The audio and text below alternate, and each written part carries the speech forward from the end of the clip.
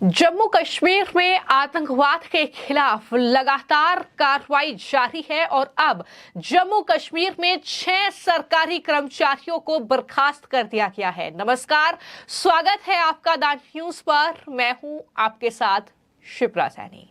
तो जम्मू कश्मीर से बड़ी खबर है, जहां पर जम्मू कश्मीर में नार्को टेररिज्म के खिलाफ प्रशासन ने यह सबसे बड़ी कार्रवाई की है, जहां पर प्रदेश में नार्को टेररिज्म का जाल फैलाने के लिए आतंकवादियों की मदद करने के आरोप में 6 सरकारी कर्मचारियों को बर्खास्त किया गया है। जी हां, ये सरकारी कर्मचारी हैं जिन पर शिकंजा कसा गया है। बर्खास्त सरकारी कर्मचारियों में 5 पुलिसकर्मी हैं, तो वहीं एक टीचर भी शामिल है। तो माना जा रहा है कि जम्मू कश्मीर में नार्को टेररिज्म के खिलाफ यह अब तक की सबसे बड़ी कार्रवाई में से एक है, जहां पर लगातार प्रशासन का जो शिकंजा है वो ऐसे सरकारी कर्मचारियों पर कसता हुआ नजर आ रहा है जो किसी ना किसी तरीके से आतंकवादी गतिविधियों में लिप्त है। और ये एक और बड़ी कार्रवाई जम्मू कश्मीर में हुई है। बता दें कि बीते कुछ दिनों में जम्मू कश्मीर में आतंकवादी हमले कुछ ज्यादा ही देखने को मिले। जम्मू कश्मीर से लगातार सेना और साथ ही आतंकवादियों के बीच जो है वो भिड़ंत की खबरें आती रही हैं और सर्च ऑपरेशन लगातार सेना के जरिए जम्मू कश्मीर में चलाया गया है। और इन सब के बीच अब जम्मू कश्मीर प्रशासन ने नार्को टेररिज्म से जुड़े 5 पुलिसकर्मी और एक टीचर को बर्खास्त कर दिया है। ये एक अधिकारी की ओर से जानकारी दी गई है। बताया गया है कि ये लोग ड्रग्स बेचकर टेरर फंडिंग कर रहे थे। साथ ही जो जम्मू कश्मीर के उपराज्यपाल हैं मनोज सिन्हा, उनके नेतृत्व में प्रशासन ने इन कर्मचारियों पर शिकंजा कसा है, इन्हें बर्खास्त किया गया है और भारत के संविधान के अनुच्छेद 311(2)(c) का इस्तेमाल करके इन्हें इनके पद से बर्खास्त किया गया है, क्योंकि ये ड्रग्स बेचकर जो पैसा कमा रहे थे उसका इस्तेमाल टेरर फंडिंग में हो रहा था। खबर यह है कि पाकिस्तान की जो एजेंसी है आईएसआई, उसके लिए काम कर रहे थे और ये दरअसल जो एलजी की तरफ से एक्शन हुआ है उस पे जाहिर तौर पर संविधान के अनुच्छेद 311(2)(c) जिसका इस्तेमाल करके इन्हें बर्खास्त किया गया है। ये प्रावधान सरकार को बिना जांच के कर्मचारियों को बर्खास्त करने का अधिकार देता है। अगर राष्ट्रपति या राज्यपाल जैसा भी मामला हो संतुष्ट हैं कि राज्य की सुरक्षा के हित में ऐसी जांच करना समीचीन नहीं है, तो जाहिर तौर पर वो इस तरीके का एक्शन ले सकते हैं। और यही वजह है कि ये बड़ा एक्शन इन 6 सरकारी कर्मचारियों के खिलाफ हुआ है।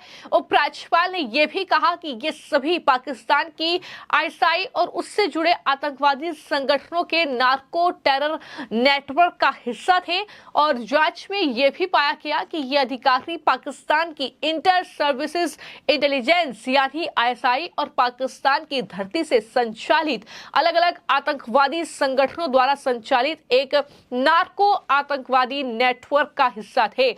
यानी कितनी बड़ा ये नेटवर्क है जो काम कर रहा है पाकिस्तान की धरती पर पल रहे इन आतंकवादी संगठनों के लिए, जो कि भारत के लिए हमेशा से ही एक बड़ा खतरा रहे हैं। भारत की सुरक्षा में लगातार इन आतंकवादी संगठनों के जरिए ही सेंध लगती रही है, सेना के जवान शहीद होते रहे हैं। लेकिन जम्मू कश्मीर में ही कुछ ऐसे कह सकते हैं लोग भी हैं जो कि सरकारी नौकरी कर रहे हैं, लेकिन वहां पर वो सीधे तौर पर आतंकवाद में शामिल हैं। वो इस तरीके से इन आतंकवादी संगठनों की मदद कर रहे हैं। लेकिन अब बता दें कि जो खुफिया जांच एजेंसी है भारत की, साथ ही जो जम्मू कश्मीर का प्रशासन है, वो लगातार ऐसे लोगों की छानबीन कर रहा है।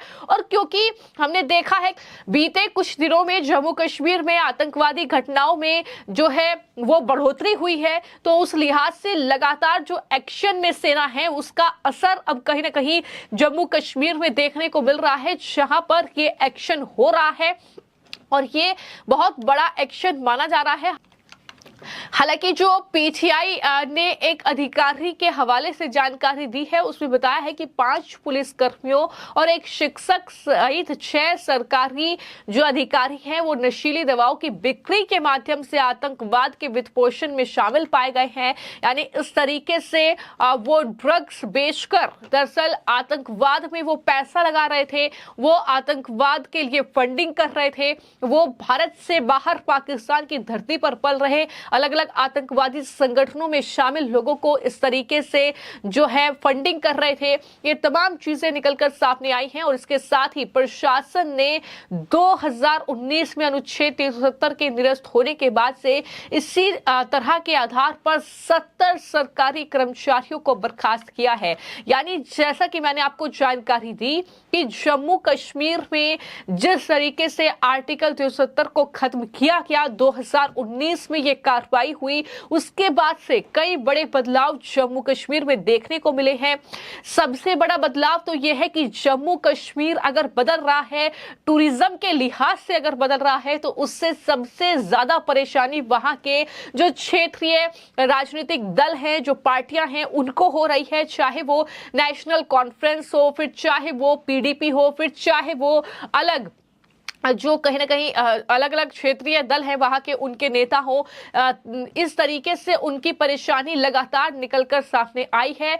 और यही वजह है कि जब ये चीजें हो रही हैं, ये एक्शन हो रहा है, पत्थरबाजों पर एक्शन हुआ, फिर उसके बाद जो है उन तमाम लोगों पर एक्शन हुआ जो कि इन आतंकवादियों को फंडिंग करते हैं किसी ना किसी तरीके से, जो लगातार ड्रग्स के जरिए जो है वहां पर ड्रग्स की बिक्री कर रहे हैं और उसके माध्यम से जो पैसा वो ले रहे हैं वो दरअसल आतंकवाद के लिए उसका इस्तेमाल कर रहे हैं। तो इसी तरह से 70 सरकारी कर्मचारियों को बर्खास्त किया गया है और पिछले महीने 2 पुलिस कांस्टेबल सहित 4 सरकारी कर्मचारियों को नार्को आतंकवाद में उनकी संलिप्तता के लिए बर्खास्त किया गया था। चारों की पहचान पुलिस कांस्टेबल मुश्ताक अहमद पीर, इम्तियाज अहमद लोन, स्कूल शिक्षा विभाग के जूनियर सहायक बाजिल अहमद मीर और ग्रामीण विकास विभाग के ग्राम स्तरीय कार्यकर्ता मोहम्मद जैद शाह के तौर पर हुई थी। तो इस तरीके से लगातार की एक्शन जारी है और अब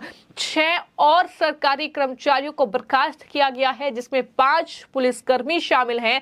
यानी जिस पर राज्य की सुरक्षा की जिम्मेदारी है वही इस आतंकवाद में लिप्त है। तो आप सोच सकते हैं कि यह मामला कितना गंभीर है कि किस तरीके से जहां पर जम्मू कश्मीर जैसे केंद्र शासित प्रदेश में सुरक्षा के लिहाज से तमाम जो चीजें हैं वो सरकार कर रही है।